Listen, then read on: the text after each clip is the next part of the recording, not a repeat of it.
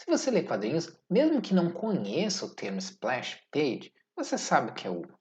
São as páginas em quadrinhos que não têm quadros e são a página inteira uma única cena, um único momento. Ou, se você achar melhor, pode entender as splash pages como páginas de apenas um quadro que cobre toda a página. Esse é o assunto dessa lição. Mas há que se fazer uma distinção aqui.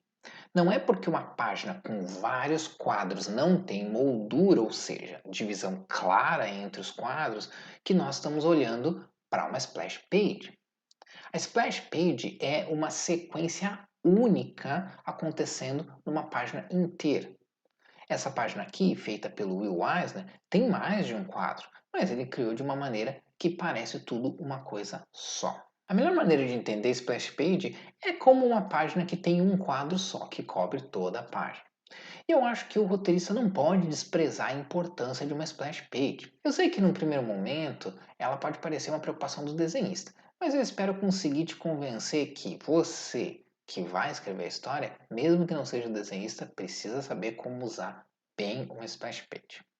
Splash pages são algo bastante característico e único dos quadrinhos, porque a possibilidade de usar uma página inteira para contar uma história abre muitas possibilidades. Uma splash page não serve só para mostrar uma batalha entre super-heróis. Ela pode servir para diversas funções e criar uma experiência muito mais impactante e imersiva para o seu leitor. Originalmente, as splash pages surgiram para criar uma introdução de impacto da história, né? E aproveitando a oportunidade, incluir os créditos, como o título da história, né? Os autores e assim por diante. Antigamente não era muito comum você ver uma página separada só para os créditos. A regra era mais incluir o crédito dentro da própria história mesmo. Algo que acontece até hoje, né? Principalmente nos quadrinhos de super-herói. Mas com o tempo e com a evolução dos quadrinhos, as splash pages passaram a ser usadas para as mais diversas funções e muitas vezes para várias funções ao mesmo tempo. Quando eu comecei a escrever quadrinhos, eu estava mais preocupado em enfiar o máximo de história dentro de uma página possível. Então eu achava que as splash pages eram meio que um desperdício. Mas isso foi bem no começo, quando eu não entendia bem a importância da questão visual para os quadrinhos. E é por isso que eu bato bastante nessa tecla de entender os quadrinhos como uma mídia visual. Para quem escreve e vem de outra mídia, como a literatura, por exemplo, pode pensar que splash page é um desperdício de espaço, especialmente se for bastante verborrágico, né? Se gostar de escrever bastante texto. Ou pensar que splash page só serve para quando você tem uma longa narração que não caberia num único quadro menor.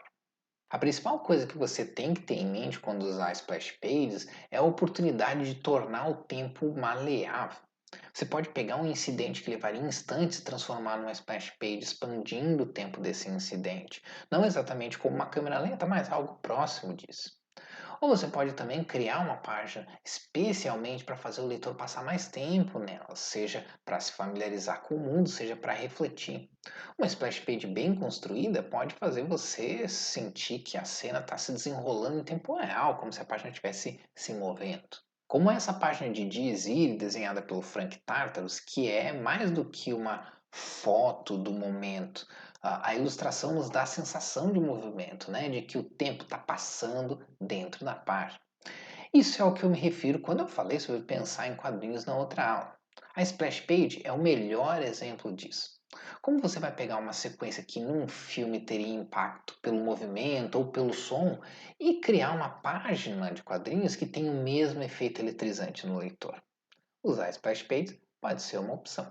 Você pode usar uma splash page na sua história de diversas maneiras, ou até mais de uma se a sua história se beneficiar disso, mas dá para resumir em 7 maneiras: como abertura, como segunda capa, como ação ou revelação, para localização, para construção de mundo, para criar atmosfera e para reflexão. O primeiro uso possível é como página de abertura. Esse é o uso original, vamos dizer assim. Nesse caso, a página é o primeiro quadro da história e segue a partir dali. E por que fazer uma splash page na primeira página ao invés de uma página tradicional com mais quadros? Bom, vocês devem conhecer aquele ditado de que a primeira impressão é a que fica. No caso de uma HQ, normalmente é verdade. E fazer uma página inteira com uma cena interessante que chama atenção vai jogar seu leitor direto na história e manter ele interessado. Além disso, você pode aproveitar para colocar os créditos nessa página, já que vai ser uma única cena na página inteira, não fica tão poluído incluir os créditos como ficaria talvez numa página com vários quadros.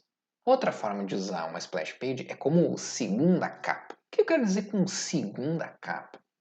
Algumas histórias, pelo menos mais antigamente, hoje talvez nem tanto, aproveitavam para criar uma primeira página mais conceitual, né? Que não servia exatamente como primeiro quadro, como no caso de uma splash page de abertura, ela servia mais para dar uma ideia sobre o tom da história, ou apenas como conceito mesmo. Frequentemente, essas splash pages conceituais tinham alguma narração introduzindo a história, mas a imagem na página não correspondia necessariamente a algo que estivesse acontecendo na história naquele momento. Essa é outra maneira interessante de atrair a atenção do leitor logo de cara e já dar uma ideia do conceito ou do clima da história. Mas tem que tomar cuidado, porque uma splash page assim, como ela não é literal, muitas vezes é alegórica, pode causar estranheza, né, dependendo do tipo de leitor ou do tipo de história que você está fazendo. Ela pode às vezes parecer datada, parecer antiquada. Depende do caso, mas é interessante levar isso em consideração. Um outro jeito de usar splash pages é claro, na ação, né, para dar evidência a um momento de impacto. Quando a gente pensa em splash pages, é muito comum vir à mente uma batalha entre super-heróis e tal, né? E é esse exatamente o objetivo, né? Causar impacto. Mas você pode querer causar impacto de outras maneiras, como com alguma revelação bombástica, uma surpresa, uma reviravolta, uma revelação, por aí vai. Um uso muito comum é quando você vai revelar um personagem pela primeira vez, né? Ou quando ele já foi visto em outros quadros, mas sei lá, só do busto para cima, ou oculto, né? Sem a gente saber exatamente quem é. E a splash page é a oportunidade de revelar ele por inteiro. Aqui dois exemplos bem bons. Superman sendo atingido pela energia de um monstro na HQ DC A Nova Fronteira e o Batman encontrando a Lanterna Verde pela primeira vez nesse remake, digamos assim, da origem da Liga da Justiça nos Novos 52 da DC.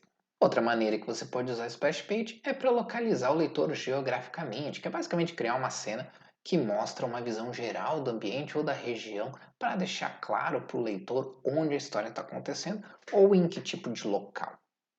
Estabelecer a localização geral é importantíssimo para que o leitor não se perca durante a história, né? Principalmente se a história se passar em locações diferentes, em cenários diferentes. Você pode fazer isso no primeiro quadro de uma página com vários quadros, mas uma splash page permite dar mais ênfase ao local, né? Ainda mais se é a primeira vez que o personagem está vendo aquela região, né? Ou se acabou de chegar naquele local. Essa página de descer a Nova Fronteira tem uma legenda dizendo onde os personagens estão, mas é claro que é muito mais interessante para o leitor poder ver o local exato onde eles se encontram e poder passar o olho, né, em alguns dos detalhes para sentir como se estivessem lá.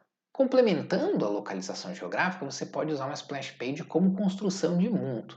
Eu separei esse item da localização geográfica porque existem diferentes funções aqui para quem vai escrever a história. Se você só quer localizar geograficamente no seu roteiro, né, ou só quer dizer onde o personagem está, você só precisa descrever o suficiente para dar um senso de onde estamos. Por exemplo, banheiro da casa ou praça da cidade. É o caso do exemplo anterior em que a página serve mais só para localizar o leitor mesmo. Você pode também aproveitar para desenvolver seu mundo sem precisar ficar explicando em texto. O cinema tem um ditado que diz show don't tell, né? Ou mostre, não fale, como eu comentei em outras lições, que quer dizer que uma história é melhor, né, se a gente mostrar as coisas acontecendo ou como elas são, do que mostrar alguém dizendo que elas estão acontecendo ou como elas são. A splash page é uma ótima oportunidade para mostrar ao invés de falar. Olha essa página incrível do Jack Kirby para Kamandi, o último homem da Terra. Ele fez muito mais do que apenas posicionar o personagem numa região específica.